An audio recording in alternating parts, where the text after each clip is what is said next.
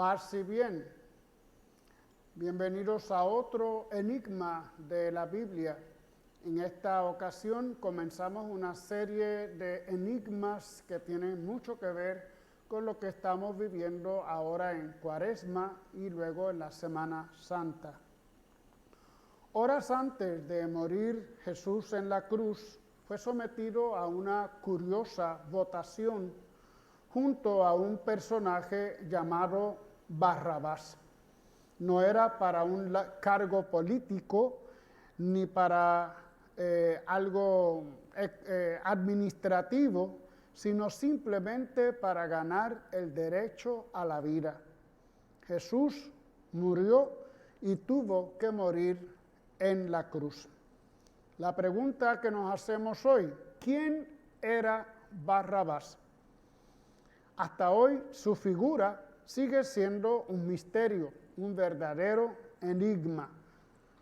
Para unos, un revolucionario del grupo de los celotas, que conspiraba contra el gobierno de Roma.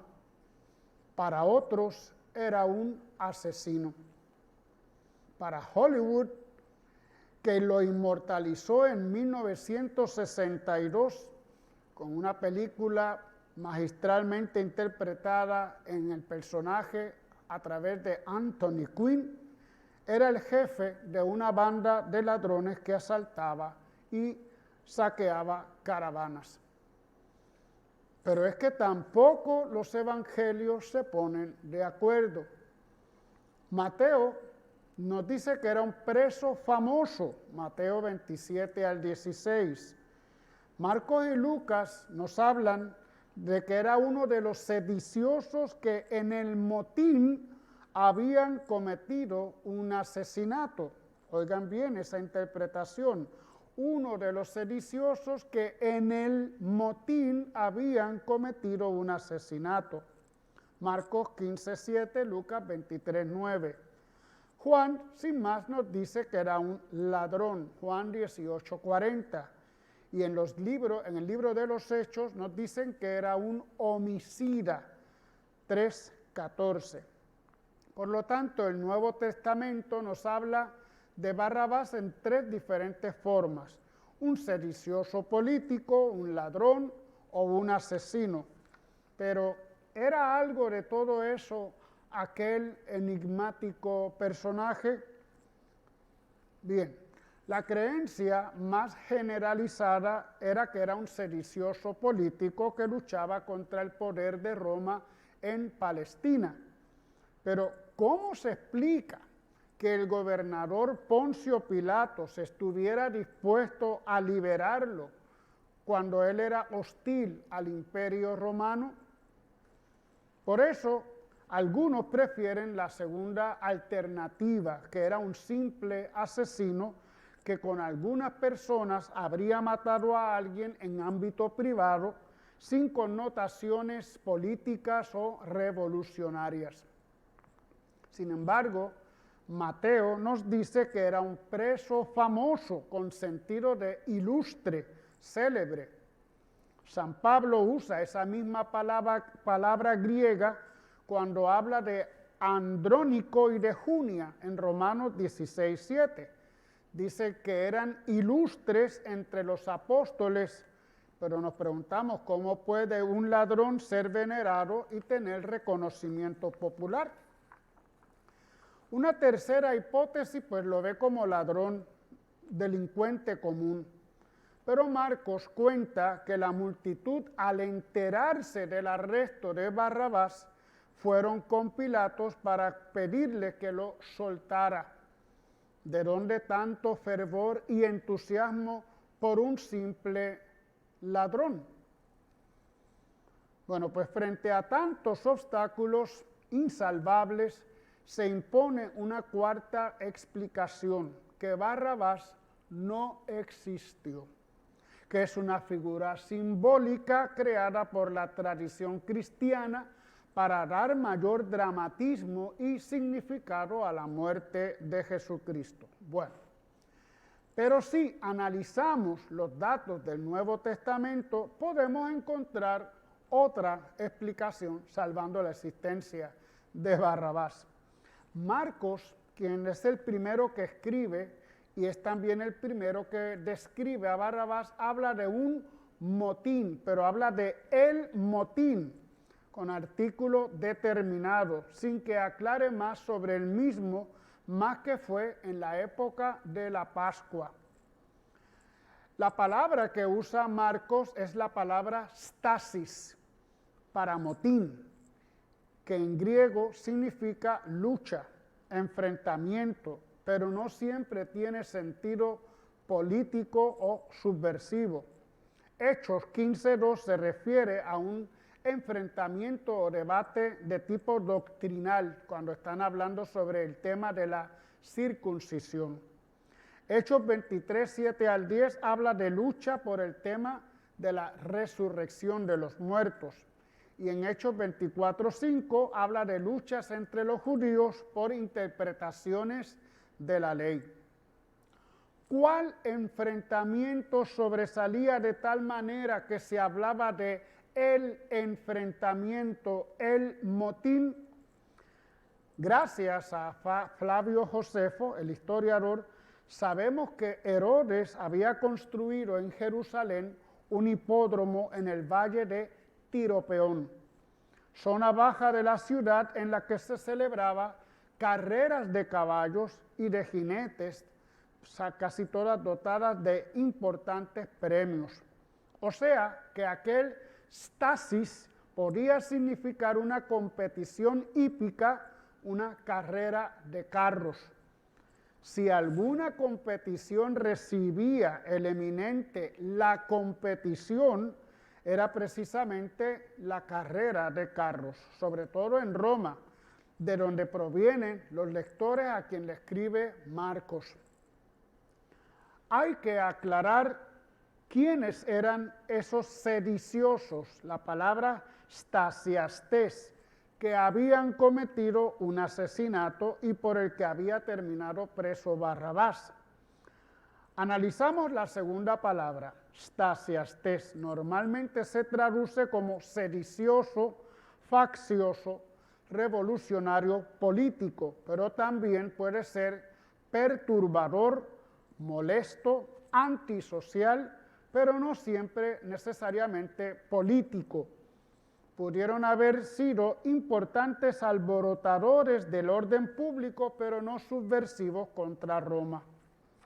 Podemos concluir entonces que la stasis a la que se refiere Marcos no es necesariamente un choque guerrillero, sino que puede referirse a una competencia deportiva o algún espectáculo en el hipódromo, y que los revoltosos que acompañaron a Barrabás en la cárcel no eran sino simples espectadores excitados, provocadores y pendencieros. No estaríamos muy errados de pensar que Barrabás fuera un auriga, palabra que nos habla de un conductor de este tipo de carros romanos, y que el pueblo lo admiraba y por eso pedían su liberación a toda costa. Que quizá en el furor de los espectadores hubo alguna víctima, que no era algo tan poco común, y Barrabás terminó implicado en el crimen. Hay varios detalles borrosos en todas estas lecturas. Primero, Marcos llama revoltosos a los compañeros de prisión, pero de Barrabás no dice que sea revoltoso, no dice nada. Segundo, a Barrabás se le conoce por su apodo, no por su nombre. Dice de nombre Barrabás. Así también se habla de otros sobrenombres. Cuando se habla de Jesús, Jesús llamado Cristo, Simón llamado Pedro, Tomás llamado el mellizo. Quizás entonces Barrabás significa entonces un sobrenombre deportivo. También Mateo pudo haber dicho que era un detenido célebre, pero no lo dice. Que Barrabás tuviera muchos partidarios que pidieran su liberación, que Pilatos no tuviera ningún inconveniente de liberarle, puesto que quizás ni era culpable de algo grave. Todo eso queda un poco a discusión. Sin embargo, nos queda otro apunte. Juan lo define como ladrón en 18:40, calificativo que más ha influido para identificar a nuestro personaje Barrabás. Significaba entonces que robaba, que hurtaba. Recordemos que Juan es el más simbólico de los evangelistas y en su lenguaje y palabras se esconden sentidos mucho más profundos. ¿Qué significa ladrón en el Evangelio de Juan? Veamos la parábola del buen pastor, Juan 10, 1 al 18. Jesús dice, el que no entra por la puerta en el corral de las ovejas, ese es un salteador y un ladrón.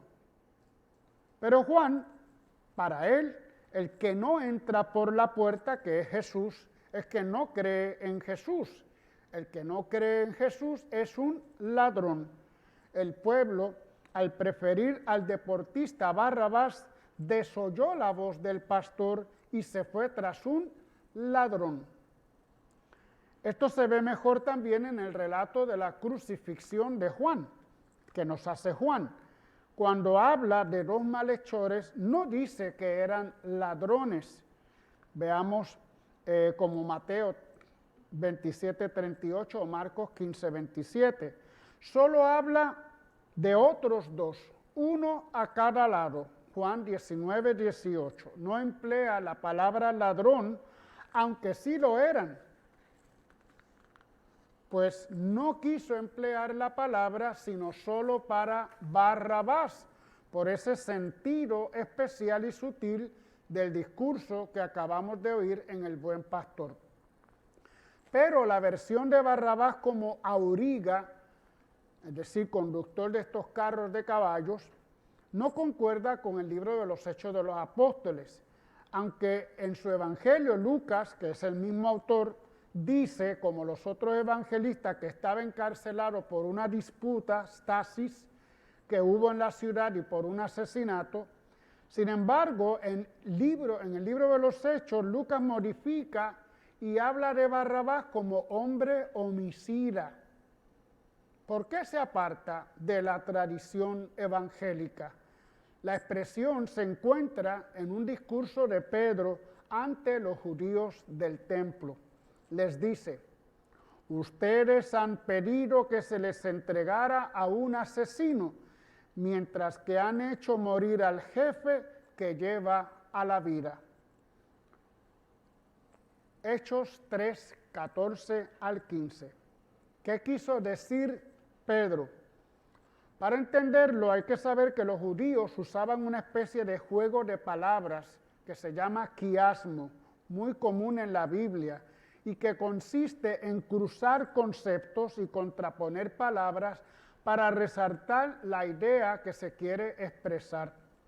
Lucas aprovechó en la historia de Barrabás que se mencionaba un homicidio, no cometido por Barrabás, sino por sus partidarios, para emplearle en la comparación con el homicidio de Jesús. Y así, cruzando la frase, formó la idea. Han dado vida a un asesino y han asesinado al que da la vida. En esta expresión, el único asesinato que interesa es el cometido contra Jesús. Y para resaltar la injusticia perpetrada, se alude a que el liberador o que el liberado era un asesino. Barrabás queda convertido entonces en homicida por una necesidad literaria, pero no por un episodio histórico. Un poco difícil de entender, pero me parece que con que tengamos esta idea de que es un juego de palabras que permite a Pedro, en su furor, en su fuerza en el discurso, entonces tirar un poco la palabra homicida con referencia a Barrabás.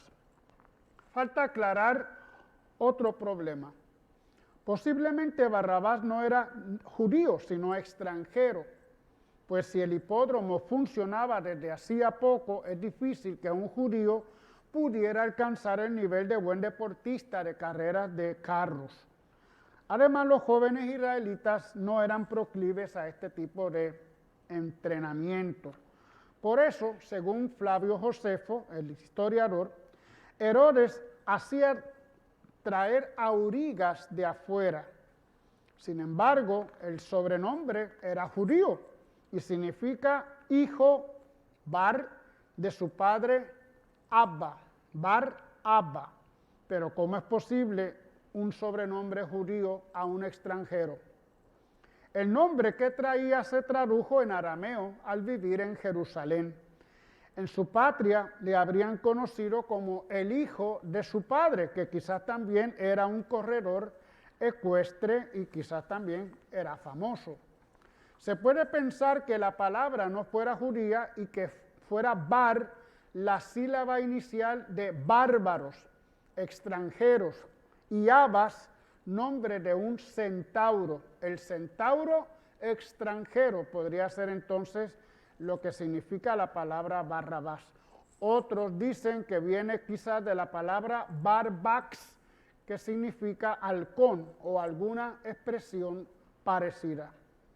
Bueno, pues concluimos que posiblemente Barrabás fue un auriga llegado de afuera para competir en el hipódromo de Jerusalén con motivo de las fiestas y por ello fuera famoso. Los revoltosos de la cárcel fueron fanáticos espectadores que excitados provocaron una muerte en la que accidentalmente quedó implicado Barrabás. Sea como fuere, se vio envuelto en un incidente que casi le cuesta la vida. Ahora sí, una buena interpretación de este dato.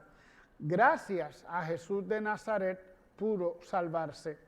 Gracias a la condena de Jesús fue salvado. Siempre sucede que por donde Él pasa, deja protección y alivio.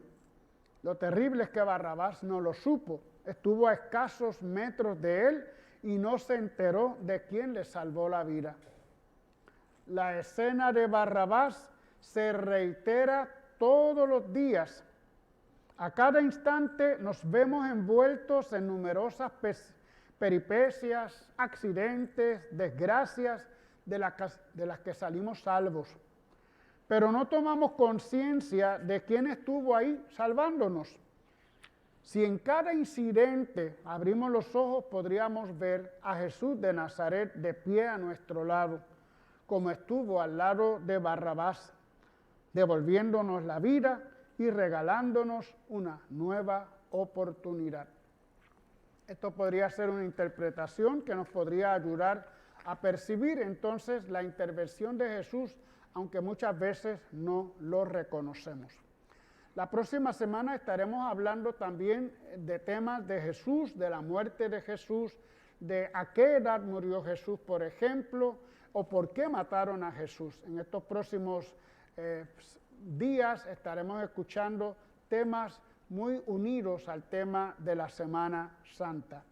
Hasta ahora me despido recordándoles nuestras misas los domingos 9 y 11, sábado a las 5 de la tarde y en este tiempo de Cuaresma, martes, jueves y viernes a las 6 de la tarde y los viernes después de la misa el Vía Crucis. Nos despedimos de ustedes deseándoles paz y bien.